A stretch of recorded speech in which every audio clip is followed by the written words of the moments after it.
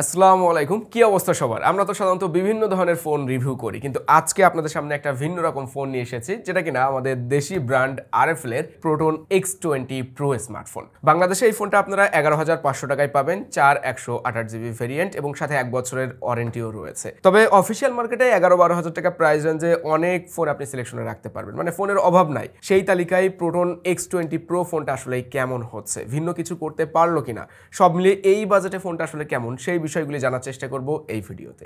শুরুতে আমরা আনবক্সিং করে ফেলি, কেননা একটা ফোনের বক্স খোলার সময় আপনি ওই ফোন এবং ব্র্যান্ড সম্পর্কে কিছুটা আঁচ করতে পারবেন। ভিতরটা খুলে দেখি, এই জায়গাটায় আমরা ফোন পাচ্ছি, যদিও ফোনটা এর আগে আনবক্সিং করেছি। আরও একটা ছোট বক্স দেওয়া হয়েছে, যেখানে একটা কেস রয়েছে। এটা সফট ট্রান্সপারেন্ট কেস, টিপিক্যাল আমরা যেরকম সিলিকন কেস দেখে থাকি ওরকমটাই, এবং একটা স্ক্রিন প্রোটেক্টর দেওয়া হয়েছে। চার্জার পাচ্ছি আমরা 20 ওয়াটের, কিন্তু এই চার্জারে দুইটা পোর্ট দেওয়া হয়েছে, টাইপ এ এবং টাইপ সি। সাথে একটা ইউএসবি কেবল দেওয়া হয়েছে, ও এটাও type C to C cable. Warranty card রয়েছে, বলাই হয়নি, এই ফোনের সাথে কিন্তু আপনারা অফিসিয়াল 1 বছরের ওয়ারেন্টি পেয়ে যাচ্ছেন। এই ফোনটাই ডিসপ্লে রয়েছে পানসোল 6.6 ইঞ্চের, যেটা কিনা 90 হার্টজের IPS HD+ রেজলিউশনের।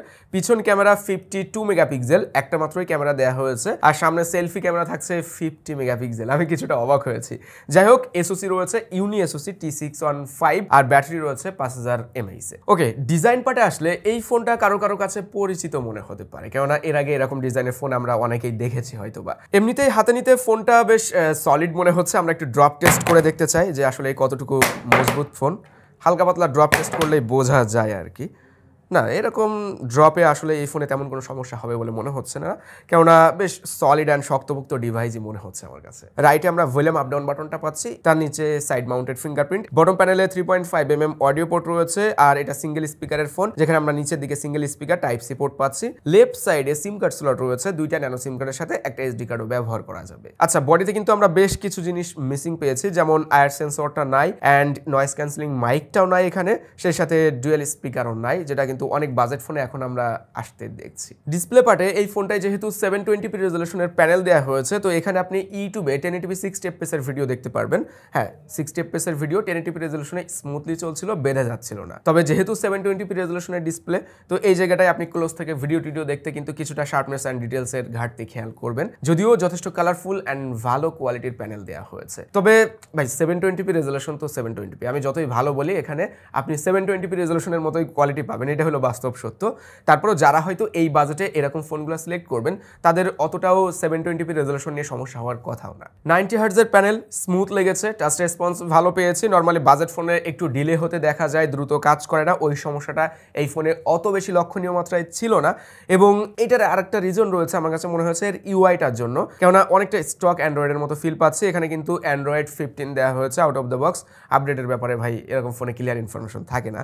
যাই হোক, out of the box Android 15 and stock অ্যান্ড্রয়েডের মতো ফিল। ইউআইয়ের ভিতরে ব্লোটার নেই, হেভি না, যে কারণে ফোনটা আমি স্মুথলি ব্যবহার করতে পারছিলাম একটা বাজেট ফোন হিসাবে। চিন বেজেল এরিয়া নিয়ে তো বলতেই হয়, হ্যাঁ, লোয়ার চিনটা কিছুটা উঁচু, এটা যদি ছোট করা যেত তাহলে বাজেট ফোনে আমরা সিমেট্রিক্যাল একটা ভিউ পেয়ে যেতাম। আউটডোরে ব্রাইটনেস দেখেছি আমরা টেস্ট করে, সানলাইটে যখন ব্যবহার করি বা কড়া রোদ্রে স্ট্রাগল করে, অত ক্লিন ভিজিবিলিটি পাওয়া যায় না, বেসিক কাজগুলো করতে পারবেন। তবে ইনডোরের ব্রাইটনেস কিন্তু যথেষ্ট ছিল।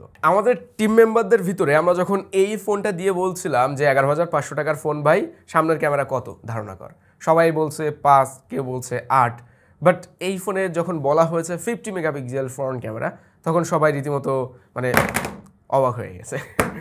যাই হোক, নামে 50 মেগাপিক্সেল বলা হলেও আমার কাছে এর সামনের ক্যামেরা মনে হয়নি যে 50 মেগাপিক্সেলের মতো কোয়ালিটি দিচ্ছে, অনেকটা সেই 5 মেগাপিক্সেলের মতোই মনে হচ্ছিল। ইমেজগুলোতে শার্পনেস অ্যান্ড ডিটেলস কম রয়েছে, কালারগুলো দেখতে অত বেশি ভালো লাগছিল না। এখনকার সময় আমরা অনেক বেশি সেলফি তুলি, এজন্য সব ব্র্যান্ডেরই উচিত সেলফি ক্যামেরাতে একটু নজর দেওয়া। রেয়ারে আবার 52 মেগাপিক্সেল ক্যামেরা দেওয়া হয়েছে, এই জায়গাটাই না ভালো পেয়েছি ভাই এবার। মানে এই জায়গাটায় আপনি যে ছবিগুলো তুলবেন, পোর্ট্রেট মোডে ছবি তোলা যাচ্ছিল, যদিও জুম করা যায় না, বাট পোর্ট্রেটের বোকে কন্ট্রোল করা যায়, কম বেশি করে নিতে পারবেন। এজ ডিটেক্ট অতটাও খারাপ না, আপনি যদি একটু ক্লোজ ছবি তুলেন তাহলে দেখবেন যে এজ ডিটেক্ট অনেকটাই পারফেক্টলি সে ব্যালেন্স করতে পারছে, ডিটেক্ট করতে পারছে। অ্যান্ড সব মিলিয়ে ছবিগুলো যে খুব বেশি খারাপ দিচ্ছে, মানে বাজেট ফোনে যেরকম ছবি আর কি পাই আমরা, ওই রকমই ছবির মান মনে হয়েছে। আমরা অনেকগুলো ছবি তুলেছি, স্যাম্পল ইমেজগুলো দেখলে আপনারা এই ফোনের ক্যামেরা সম্পর্কে কিছুটা হলেও ধারণা করতে পারবেন। এই বাজেটে যে কোয়ালিটি পেয়েছি সেটাকে আসলে খুব একটা খারাপও বলা যায় না। এখন আপনারা যে ভিডিওটা দেখতে পাচ্ছেন সেটা রেকর্ড হচ্ছে প্রোটন X20 Pro স্মার্টফোনটা দিয়ে। সামনে 1080p 30fps এর ভিডিও শুট হচ্ছে।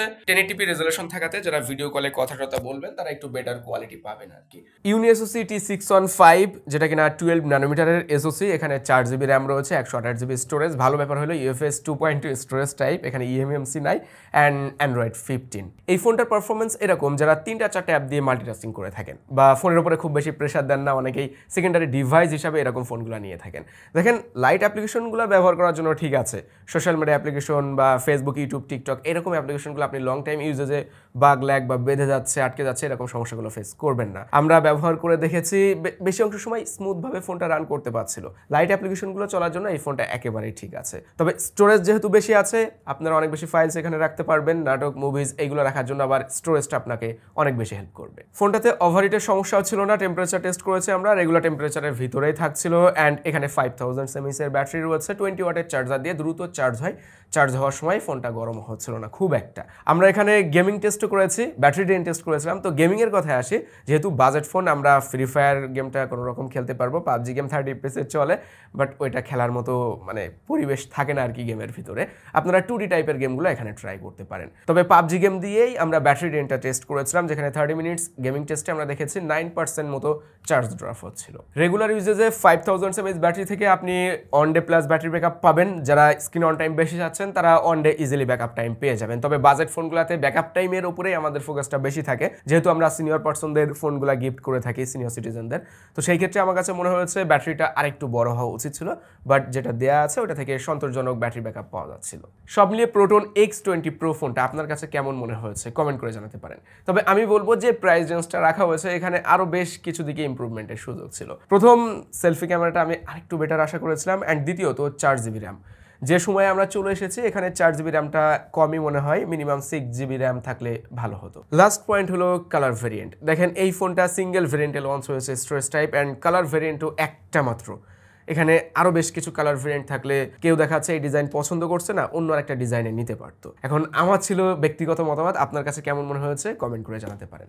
এই তো ছিল আজকের ভিডিও। সবাই ভালো থাকবেন, সুস্থ থাকবেন, আল্লাহ হাফেজ।